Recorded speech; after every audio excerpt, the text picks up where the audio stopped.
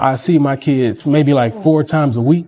Okay. I see them pretty often, and she's trying to take my kids and move off to Florida. I'm not going for that. Did she tell you why she was trying to move to Florida? Because she just want to live her best life. She said that? That's what it is. She want to go to the beach, drink coconut balls, whatever they have out there. In family court, allegations often have unexpected repercussions. Studies indicate that children caught between feuding parents are 3 times more likely to exhibit behavioral issues.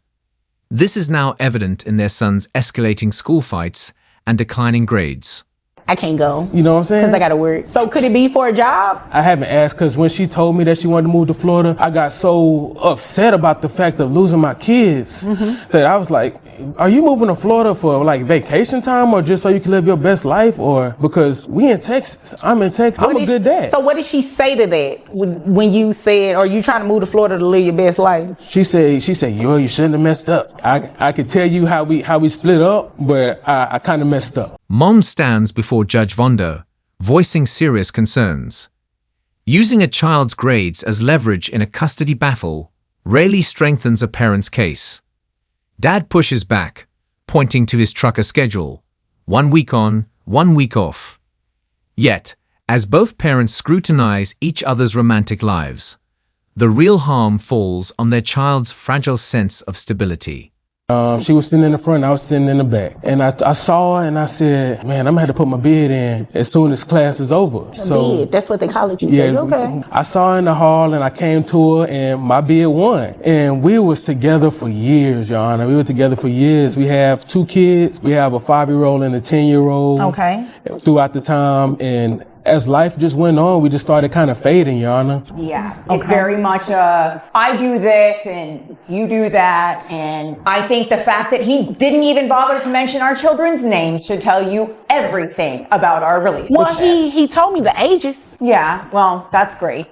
Robert and Madison, that's with a Y. But she didn't ask for the kid. Okay, going back to, evidently I'm just going to Florida for a permanent vacation. I'm actually going for a job. All right. So what's that job? Robert, and I'm going to be a marine biologist. So when this dream come apart? Because you ain't had this dream when we met. See, exactly. Do you ever listen? It's just she taking my kids, Judge. Well, let's hear what she has to say. Right. She said marine biologist, right? Yes. That sounds like a really good job, and I want to hear about it. See how much money she made. Let's talk more. And you. Mom's story starts to come apart. Once a chemical engineer, now insisting no jobs match her skills. The familiar pandemic ruined my career, excuse crumbles under scrutiny, especially after Dad's friends shed new light on the situation. Those supposed job interviews, they're looking more like fiction than reality. Her unemployment claims are setting off more alarms than a failed safety inspection. And, you know, it's so interesting to me that he says that he sees the kids 4 times a week. I guess he's talking about maybe a FaceTime call or seeing them on his phone screen, because I certainly don't see him picking up the kids and taking them to the doctor and cleaning up vomit in the middle of the night. It's great that he thinks that he's paying for the right to see his kids, and that there are people who don't pay child support and who see their kids a whole lot, Judge. That tells you everything you need to know about the transactional nature of relationships. To Mr. Morris. So, look, the fact of the matter is, I guess he doesn't realize that his children are going to need to eat, whether they live in Texas or they live in Florida. And That's true. And they're going to need new tennis shoes and new clothes. And I guess he just thinks that kids, like, money goes on trees, or that kids just eat for free. It's not how it works. This isn't TGI Fridays. His opinion that $880 is too much for the kids is wrong. It is a wrong opinion, because your children deserve the nutrition they need to grow up big and healthy and strong so they can be college athletes like you want them to. Okay, so Miss Adams, you said that your rent is going up $800. Yeah. You have to pay flood insurance. The children's diet, they eat organic food and they're vegan. Okay, so are you using the child support for flood insurance and rent too, or are you using it to feed the kids? I just want to make sure I'm clear on what it is that you're saying in regards to his request to get a reduction. Yes, Your Honor. So the thing is that if I was living in a one bedroom because I was by myself, my rent would be a lot lower. All right. But I have to get a 3-bedroom because I have a boy and a girl, and I don't want them sleeping in the same bedroom. Yeah, I can see that. So I have to get a 3-bedroom, and so it's not just that, it's my electric bill, it's cell phones, because our 5-year-old has a cell phone, so now I have to make sure that we've got her a phone line so she can talk to her dad so he can see her 4 times a week on FaceTime. So about that, he said that he sees the children now 4 times a week. And you're saying that's not true, except for like a FaceTime video or something like that. He sees the kids on an inconsistent basis. That's a lie, Your Honor. Okay. So when you say inconsistent, right now, do you all operate under a standard order where it's like first, third, and fifth? He has every weekend, and I have during the week. Okay, so every weekend he has. Right. Okay. During that every weekend, it's inconsistent, is what you're saying?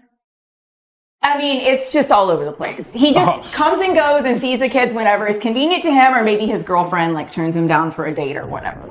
Okay, so that was petty. What girlfriend you talking about? We didn't have to go there. We didn't have to go there. So is that what the issue is? Like, you're still mad at him about that story that he told? Well, okay, so he put in a bid for an upgrade, or the upgrade put in a bid for him or whatever, and now I have to explain to our son why our family fell apart. Oh, so it's some hurt feelings there. Okay, I understand. So, have you already moved to Florida, or is this something that you're intending on doing pretty soon? Well, I took the job offer and I've already found an So the apartment. answer is yes. You pretty much already... Everything but the U-Haul, Your Honor. Okay. So in your court order, do you have a geographic restriction because dad lives here? Yes, but he moved just outside of Ellis County, so he's just outside of the geographic restriction, so it's technically lifted, Your Honor. Okay. And technically is what you said, but is that what your court order says? Well, the court order says Dallas and contiguous counties, and he moved like a mile on the other side of the Ellis County line. Okay. And I do have a copy of your court order here, and it doesn't mention that it's automatically lifted. Oh, okay. Well, I was just thinking it was the one that... O is right. Thank you, Your Honor. O Thank is you. right. What? I'm sorry. O is right. Because you can't just leave. You can't just do that. You actually have to ask permission to modify this order like he did. Well, can I modify the order to move to Florida? Did you file anything for today? I mean, It's a yes or no. No. Okay. So you're moving without asking the court, can you move?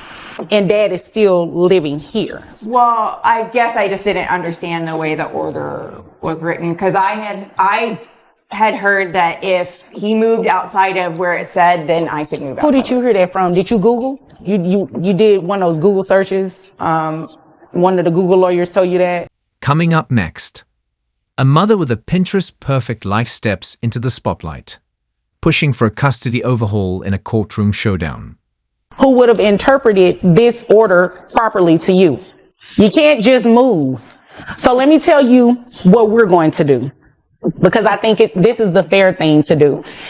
Regardless to whether you say his visits are inconsistent, he say they're consistent, the reality of it is when you move to Florida, he can no longer have access to those kids. So even if he were coming this day, and did every weekend, he won't be able to do that anymore now that you are going to move to Florida. So what I'm not going to touch is your custody arrangement. Not going to touch that at all. This is a child support court.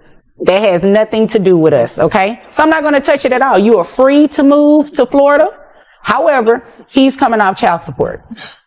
So then he can use the money, the $880 or so that he would give you for child support. He can use that to travel to actually see the kids. But what if he doesn't, Your Honor? Well, if he doesn't, then after some time of him not doing it consistently, and when I say consistently and consecutively, it needs to at least be about 6 months or something like that, right? Then you can come back and let me know, Judge, he's not exercising regularly. I need some support for these 2 kids, right?